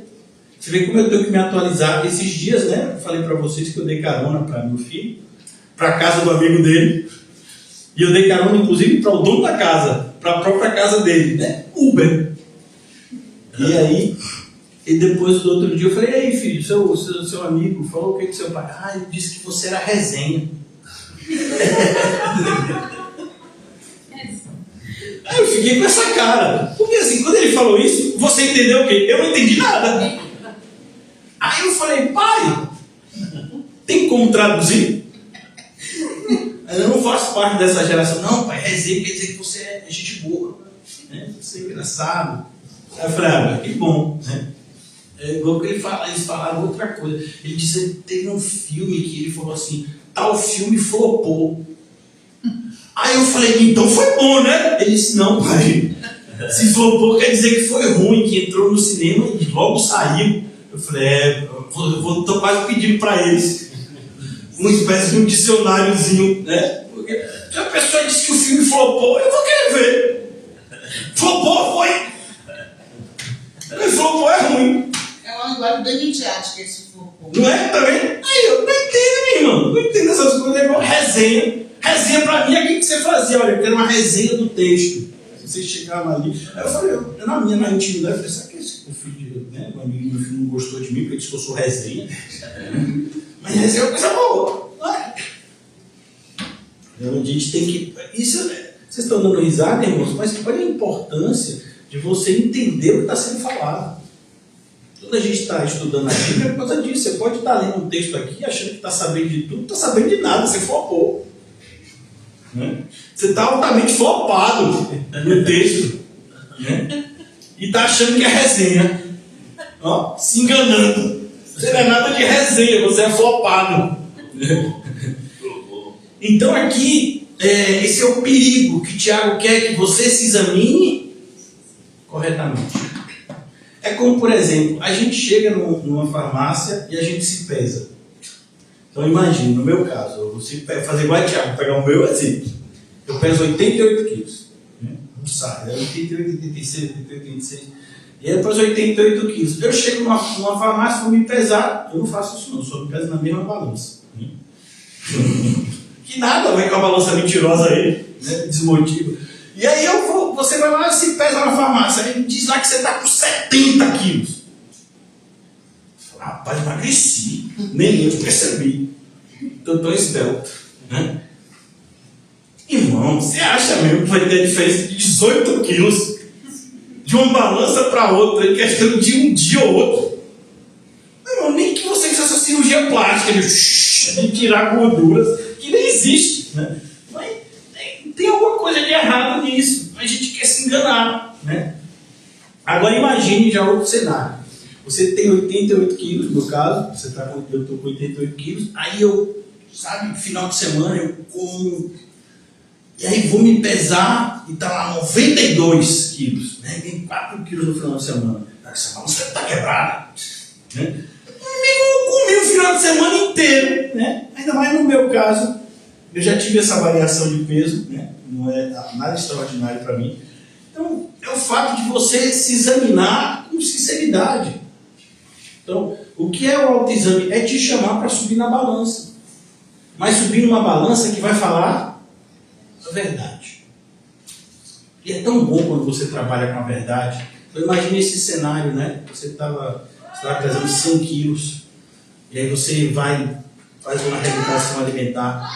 E aí daqui a pouco você se pesa, você está com 99. Mas só 1 quilo? Só quem sabe como é difícil perder peso, sabe como é difícil perder peso. Aí passa-se 2, 3 meses, você já está com 95. Aquilo é o quê? Aquilo é o seu peso real. Então você está perdendo peso, não importa se demorou 3, 4 meses, demorou 1 ano para você perder 10 quilos. Você pelo menos está perdendo, você pode ganhar. Então é nesse sentido. Não é para você se cobrar demais, mas não pode se cobrar de menos. Agora, trazendo para a nossa realidade, a gente está nesse processo de crescimento espiritual. Não é possível a gente passar 1 ano e estar no mesmo patamar de espiritualidade. Cadê a transformação? E como é que eu vou mensurar essa transformação? As obras. Então, voltando para o nosso contexto de forma ainda mais prática, nós estamos no ano de 2026, sim ou não? Sim. Nós estamos em agosto de 2026, sim ou não? Sim. 8 meses no início do ano, no mês 8. Então, o que mudou na sua vida de forma prática? Não responda agora. E o fato de você não ter nada a noticiar também não é algo para você se desesperar. Mas é algo para você levar a sério, em consideração. Significa que você ainda está no caminho. Você não teve nenhuma transformação significativa nesse ano de 2026 ainda. Mas se você levar a sério, isso pode mudar. Você não precisa de 4 meses para isso. Isso pode mudar essa semana. Tem atitudes que a gente pode mudar, inclusive agora. Perdão, amor. Lembra? Quando a pessoa veio falar, pastor, você ainda está chateado comigo? Eu falei, não, você errou comigo há 6, 7 anos atrás. Eu perdoei naquela época. Ai de mim, se eu não tivesse perdoado naquela época, meu coração estava imundo agora. Se eu tivesse que ficar esperando alguém me pedir perdão para perdoar. Não, perdão é ato contínuo à ofensa. Você foi ofendido agora, qual é o próximo passo? Perdoar. Se for ofendido agora, o que você vai fazer depois? Perdoar. Então, mas a pessoa não vai te pedir perdão. Não importa. Pode ser que ela nunca peça. Então, porque quando você não perdoa, qual é o coração que fica sujo? O seu. Então, não. Aqui de novo. Versículo 20. Mas, ó homem, vão, queres tu saber que a fé sem as obras é morta? E aí Tiago agora eleva o tom. Veja como ele está ficando, né? Não é que ele está ficando mais bravo. Tiago não está bravo. Tiago está preocupado com a vida das pessoas. Era algo que a gente deveria sentir uns pelos outros. A gente não se preocupa uns com os outros? Amém, irmãos? Amém.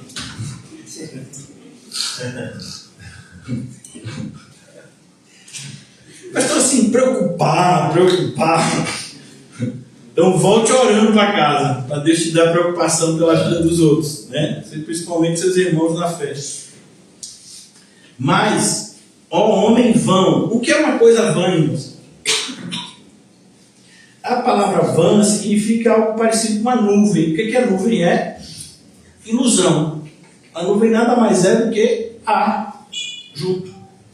Então, não tem consistência. A nuvem não é um elemento palpável. Você chegar perto da nuvem, se tu tocar nela, como uma névoa, sua mão passa direto, né? É vento, né? Uma massa de ar. Então, aqui é a mesma coisa. Homem vão, né? Mostrando que a vida dessa pessoa é mera aparência. Então, veja no nosso país, eu gosto, esses dados para mim são sempre importantes para a gente levar em consideração como é mais comum me engano do que eu aceito. Então, no nosso país a gente vai ter quase 40 milhões de evangélicos. Você acha que eles são evangélicos? Será que 1 milhão de evangélicos a gente tem no Brasil? Não sei se a gente tem 100 mil. Eu não sei se a gente tem os 7 mil joelhos. Sim. Mas com certeza 40 milhões nós somos. Mas as pessoas, em algum momento, quando foram procuradas, né, lá pelo pessoal do IBGE, eles se definiram como evangélicos, não só cristãos evangélicos. Né? O Brasil tem, a maior parte do Brasil, inclusive, é de cristãos católicos. Né? Tem um número quase de 100 milhões, eu acho. Mas os evangélicos, será que são 40 milhões? Então, veja, as pessoas se acham. Eu, por exemplo, quando eu me dizia católico, era uma frase que eu ouvia assim, desde pequeno e que eu repeti muito tempo. Eu sou católico não praticante. O que eu queria dizer quando eu falava isso? Que eu sou católico, mas não sou de ficar indo na missa. Fui batizado quando eu era bebê, fiz primeira Eucaristia. No meu caso foi até crismado. Mas... o catecismo você faz quando vai fazer a primeira Eucaristia, né? A crisma já é outra coisa. Já seria uma confirmação da Eucaristia. A crisma? A crisma, quando você já é mais velho. Então, e você agora, né, eu me considerava um católico não praticante. Então, não, eu sou católico. E católico que eu era, irmão?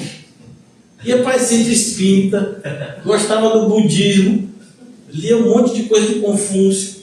Né? E que católico, evangélico não queria conta.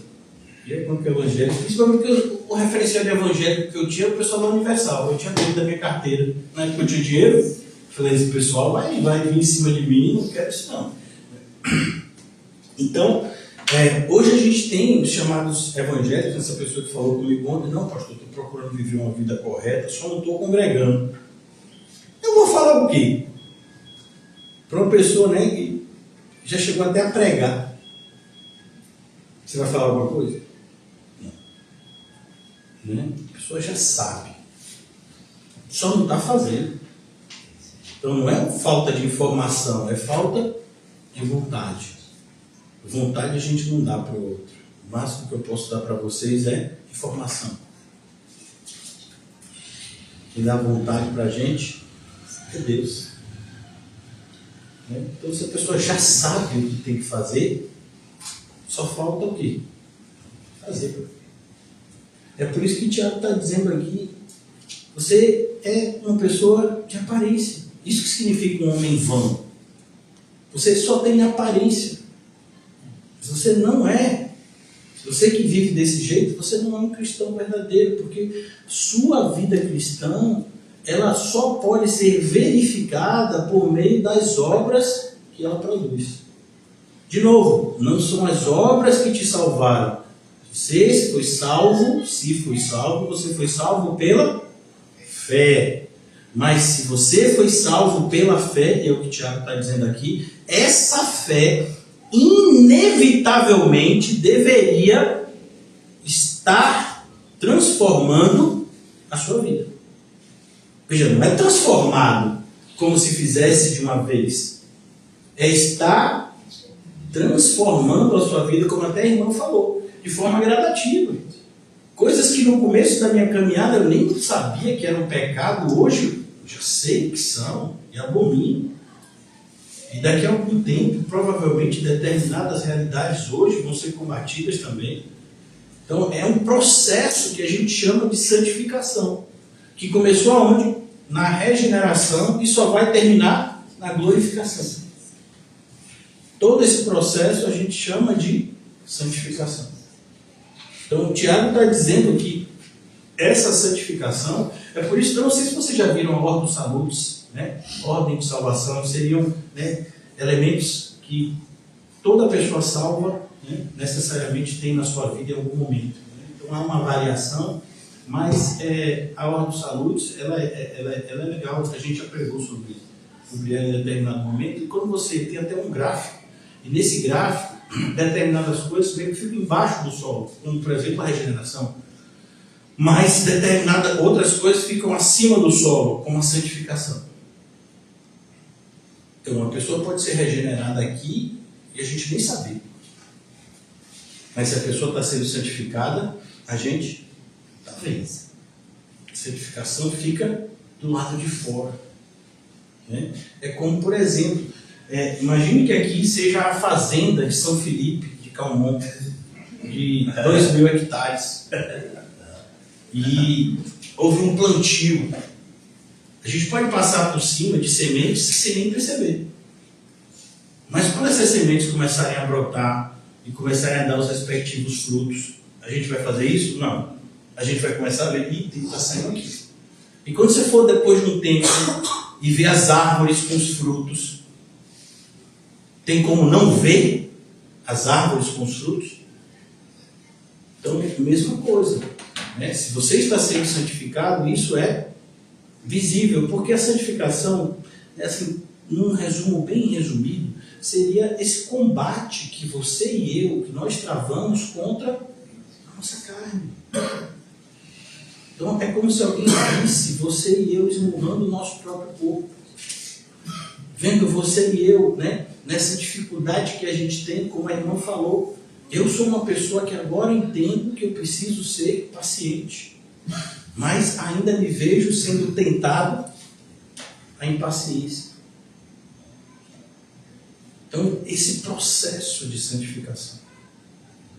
Eu preciso aprender a viver contente diante de toda e qualquer situação, mas é fácil?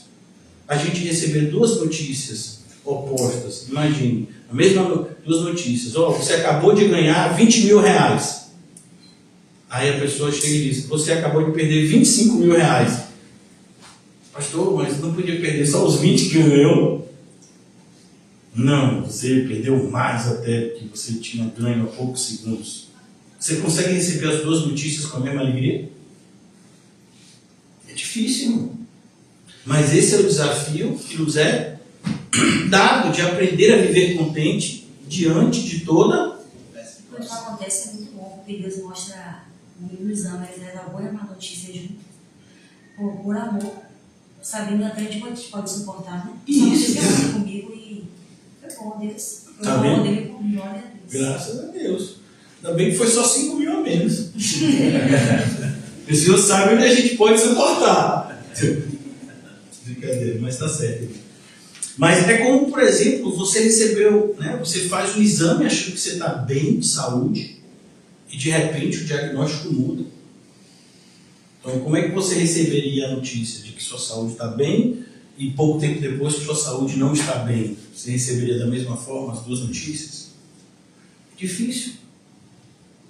Todo cristão vai ser a mesma dificuldade. Por isso, santificação.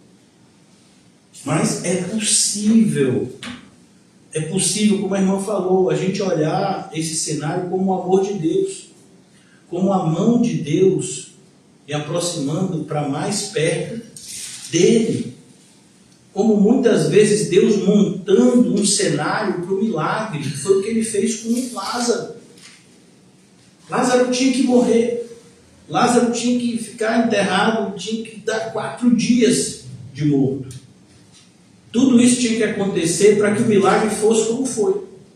Pode alguém já 4 dias... Porque havia uma crendice de que até 3 dias o corpo podia voltar para a alma. Mas que louco! De onde foi que esse povo tirou isso? Não sei. Eu sei que tinha esse tipo de crendice na época. Esse tipo de superstição. Que até 3 dias dava para o corpo voltar para a alma. Estava de rolé. Né? Isso. Dava para a alma voltar para o corpo. A alma deu um rolé. Mas aí 2 dias, falando 2 dias, não gostei desse rolé que eu dei, vou voltar para o meu corpo. Já pensou? Paulinho tem que se informar.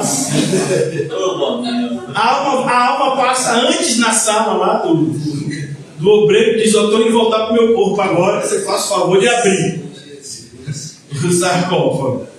Né? Mas havia essa superstição. E aí Jesus chega no 4º dia. Por quê?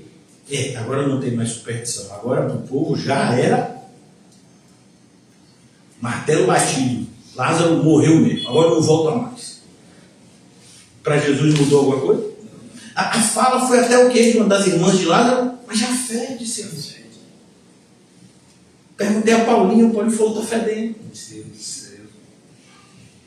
Jesus chega e diz: Lázaro, vem para fora. Então a mesma coisa, às vezes Jesus está traçando um cenário parecido para você. Não sei, eu estou muito afim de morrer, ressuscitar não. Mas se for o que temos para hoje, né? Seja feita a vontade do Senhor. Mas a ideia é sempre a gente enxergar a nossa vida como algo precioso para Deus.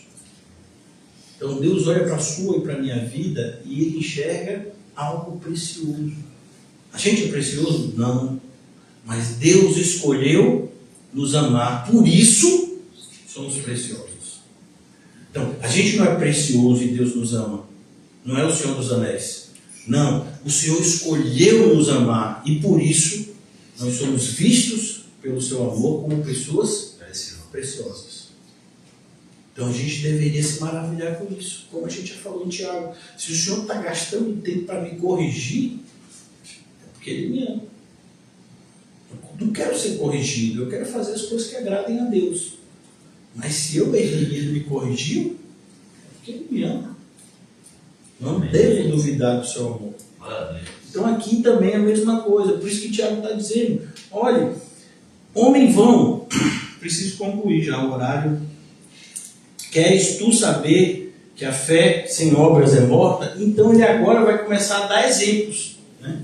E o primeiro deles, eu vou concluir aqui, se Deus permitir estarmos reunidos na quarta-feira. O primeiro desses exemplos é justamente o exemplo de Abraão. Porventura nosso pai Abraão não foi justificado pelas obras quando ofereceu sobre o altar o seu filho Isaque. Então, a ideia aqui... Veja, Abraão foi chamado quando? Não foi 25 anos antes de Isaac ser oferecido, não foi muito tempo antes. Então, 25 anos para Isaac nascer. Pois Isaac vai crescer. E quando é que Isaac foi sacrificado? Pessoas dizem que é algo entre 15 e 40 anos. 15 e 40 anos, olha a diferença de tempo. Mas demorou. Mas tanto tempo, até que o Senhor disse: agora eu vou ver se Abraão é crente mesmo. Então veja, a ideia de que quem é que precisava descobrir se tinha fé? Abraão. Deus já sabia quem era Abraão. Mas Abraão não sabia. Abraão tinha mentido 2 vezes. Abraão desobedeceu e teve um filho com Agar. Então, será que eu sou crente? Será que eu sou crente mesmo? Porque o Senhor me chamou para sair, eu levei meu pai, o Senhor disse que não era para levar. Depois eu levei meu sobrinho Ló, deu um problema. E só isso, Senhor, minha vida tem sido isso. Eu estou tentando te obedecer, eu estou tentando te seguir. O Senhor mandou eu ficar em Canaã, eu desci para o Egito. E aí foi um problema. Essa é a vida de Noé, essa é a vida de Abraão. Então, será que eu sou crente? E a hora da gente pensar nisso é agora. Porque quando chegar naquele grande dia, não tem mais oportunidade, né, de pedir para o Senhor, ô Senhor, deixa eu voltar, e aí agora eu vou fazer tudo certinho. Não tem. Cabe ao homem morrer uma única vez e segue-se o juízo. Pastor, Diga, filho. esse homem fã aqui é o mesmo homem sensato. Isso, perfeito. O homem lá de ânimo dobre, né? Construiu sua casa que é dele.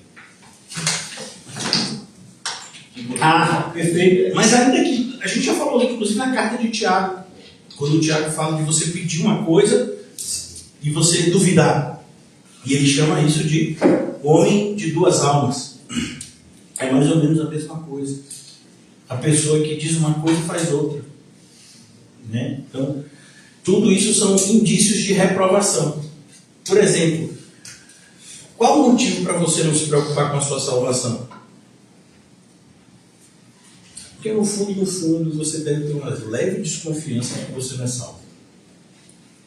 Sabe, irmãos, quando a gente sabe que o negócio não está para o nosso lado, a gente sempre posterga.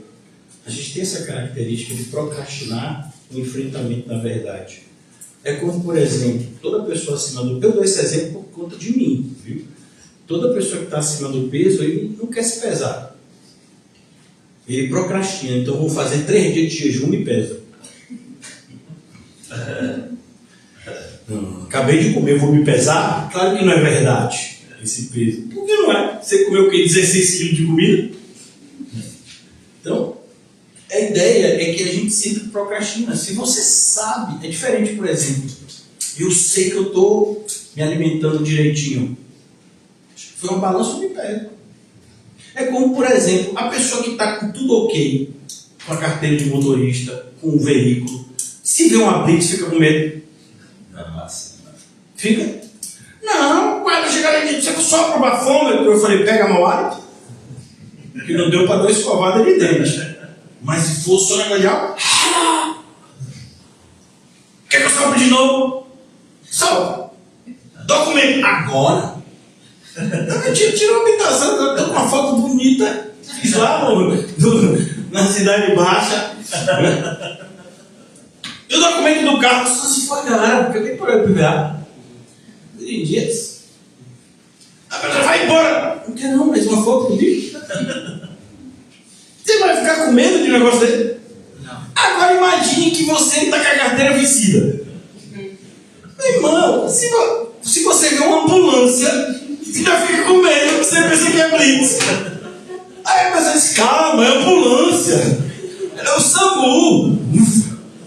Eu pensei que era blitz. Eu pensei que era em Salvador. Então, por que a pessoa... E é justamente o que Paulo fala. Quem é que tem receio? Se a gente sabe que a gente está salvo, a gente vai querer o quê? Preciso mudar. Não? Crente. Isso aí, sim, obrigado. Mas se eu não estou com essa confiança toda, o giroflex bateu ali, amigo, senhor, deixa para amanhã. Amanhã eu vou ver, sério. Não vou acordar na pegada dos irmãos, 4h30 da manhã, dar aquela orada básica de 4h30 a 6h30, só para começar o dia. Quando às 6h30 eu pego a Bíblia, já levo até umas 8 da manhã, né? Uns 2 livros completos da Bíblia, afinal de contas eu sou um crente, né? Um dia. Né? E no resto da manhã vai fazer o quê? Boas ações. Procurar gente com fome, procurar gente doente, para ajudar. E no resto do dia eu vou evangelizar, começo na Lapa, depois dou uma subida para a Piedade, né? Mina 7, depois pego um metrô, vou para Cajazeiras, né? Dou evangelizada lá também, quando der uns tiroteios, eu saio, né? Então aí nesse dia que eu fizer isso, aí eu vou me examinar para ver se eu sou crente. Você acha que você é crente por causa desse dia? Então quando a gente se pesa, irmãos, a gente está pesando a nossa vida, né? E outra coisa, a gente tem que estar preparado a todo instante. A gente não pode, né, ensaiar a preparação. Né? Porque isso é encenação. Isso é maquiagem. Não, você tem que ser quem você é. É você mesmo. É como, por exemplo, esse pessoal que faz luta, né? Não só o UFC, mas é muito comum nas lutas. Então a pessoa tem normalmente 80 quilos e a pessoa vai competir com 70 quilos. Né? Até 70. Mas o peso da pessoa é 80. Aí na semana antes da luta a pessoa faz aquele processo de perda de peso, e perda de líquido, inclusive. Aí a pessoa pesa lá 69,900, todo desidratado. Antes da pessoa descer da pesagem, ela já toma um soro. Descendo da pesagem já está uns 3 quilos mais pesado. Porque tudo ali foi desidratação. Então, uns 5, 6 quilos é desidratação pura. Só tirando água das células. No momento da luta, muitas vezes, a pessoa que se pesou com 69,900 está lá competindo com 78, 79. 8, 9 quilos em um dia ou 2. Não estou falando de nada fantasioso, não. Estou falando do real. Então, aquele 69,900 foi verdadeiro? Não, ali foi maquiagem. O peso dele não é aquele. Ele teve que se desidratar todo para ficar naquele peso e depois se hidratar, porque senão não ia ter condição de lutar.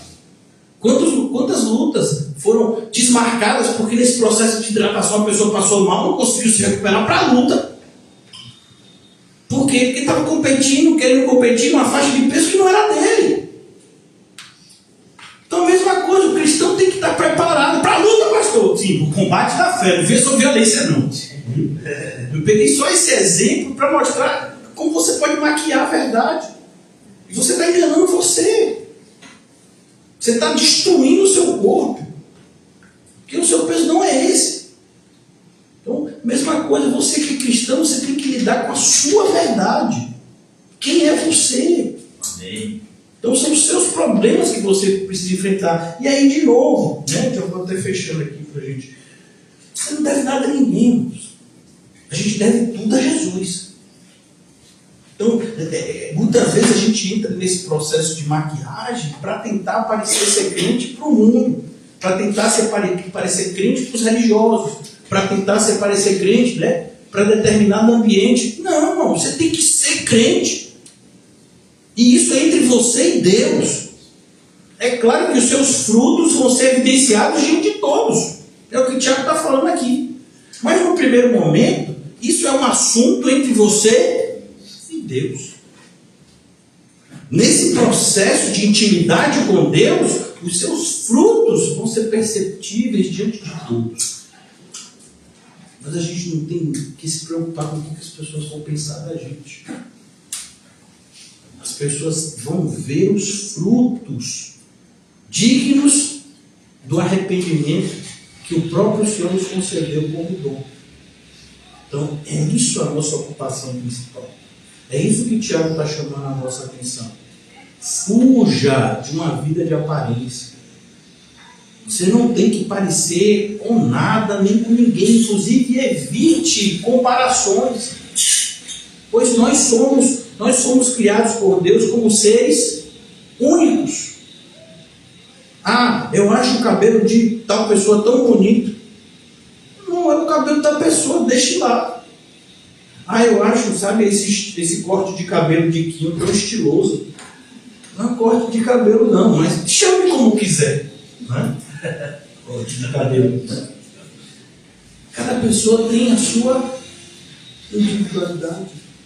O Senhor nos criou dessa forma.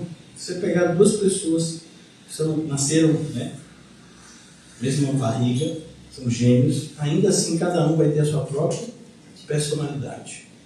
Então evite comparações. Isso só vai trazer problema. Comparações geram inveja, geram sentimento de concorrência. E é justamente o que Tiago está dizendo, gera acepção de pessoas. Não, a gente não tem comparação não. A relação é vertical. E a partir do momento que a minha relação com Deus está correta, inevitavelmente a minha relação com o meu semelhante vai sendo aperfeiçoada. Olha o que eu falei, não estou dizendo que vai ser correto. vai sendo aperfeiçoada, porque como a irmã falou, não vai ser perfeito, a gente vai ter problema. Lembra de avó de Cíntia? A gente vai ter problema, mas se eu tenho uma relação com Deus correta, esses problemas vão ser vencidos. Os problemas que eu não consegui, vencer, eles vão se transformar em disciplina de Deus para mim. E isso vai trazer também maturidade. Então a gente conclui aqui nessa noite, lançando esse desafio, que enquanto a gente estiver no livro de Tiago, vai ser sempre uma constância. Examine-se. Vamos aproveitar essa nossa passagem no livro de Tiago, não que a gente não faça isso em outras passagens da Bíblia, mas de forma especial no livro de Tiago, a gente está sendo presenteado por Deus com essa oportunidade de gastar tempo olhando para dentro da gente. É importante a gente olhar para os irmãos, é importante ajudar as pessoas, mas eu só posso ajudar as pessoas se eu estiver bem. Se eu não estiver bem, eu não consigo ajudar ninguém, eu só consigo atrapalhar. Mesmo que eu queira ajudar, eu estou atrapalhando. É por isso que quando Jesus nos ensina a amar o próximo, ele diz: ame o próximo como você ama a si mesmo. A mesma salvação que você almeja para você, deseja para o seu semelhante. Mas é importante, é imprescindível que você deseje essa salvação para você. Então, que o Senhor nos ajude na noite de hoje, a gente voltar para os nossos lares e estar nesse processo de autoconhecimento à luz da palavra de Deus. Veja, não é um autoconhecimento que o mundo tenta nos ensinar ou incutir em nós, mas um autoconhecimento à luz da palavra de Deus. Então eu queria passar um dever para vocês fazerem para domingo. Quem é você diante de Deus? Quem é você? Eu vou, já estou concluindo, já devia ter concluído, mas vou falar aqui só mais um minutinho. Tem um exercício que a psicologia manda fazer e que é extremamente, você pensa que não, mas é algo assim muito provocativo assim, para algumas pessoas difícil. Você já consegue ficar se olhando no espelho 10 minutos? Se encarando, olho no olho, 10 minutos? Sabe, a psicologia vai ter uma explicação para isso, não é o nosso caso, a gente não é adepto dessa linha, mas essa observação é importante, porque a nossa dificuldade de lidar com a nossa imagem. Porque na maioria das vezes a imagem que você tem de você mesmo não é a real. Você ainda se enxerga de uma forma diferente. Por isso que muitas vezes a gente olha no espelho alguns segundos, faz alguma coisa e já... Mas quando você se encara por minutos assim, olho no olho no espelho, você começa a entender que você é aquela pessoa ali. Aquilo é desafiador, tem gente que fica até com medo. Pensa que do espelho vai sair, vai ser um filme terror, vai te pegar. Nunca aconteceu isso que eu saiba. Mas é esse desafio. Quem é você? Gaste tempo se conhecendo à luz da palavra de Deus. Porque você só vai conseguir superar os defeitos que você conheça. Como você vai conseguir abandonar coisas que você nem sabe que tem? Como é que você vai conseguir buscar coisas que você nem sabe que está em falta? E é por isso que Tiago está dizendo isso aqui, porque é uma oportunidade que você tem de examinar a sua fé, é uma oportunidade que você tem de examinar a você mesmo, por meio das suas ações, no nosso caso, por meio dos nossos pensamentos, pois a gente sabe quais são os nossos pensamentos, e a gente sabe que os pensamentos, se não forem tratados, eles vão gerar ações ruins. Então, vamos orar? Agradecendo a Deus pela noite de hoje, e eu vou procurar fazer essa tarefa aí. Amém. Eu fiz esse negócio do espelho, irmão, o negócio eu fiquei com medo. Eu senti medo, é difícil, Eu já disse para você, eu acho que é porque eu tenho essa cara de mal, Fiquei me olhando no espelho, teve uma hora que eu falei que nada, fico mais aqui não.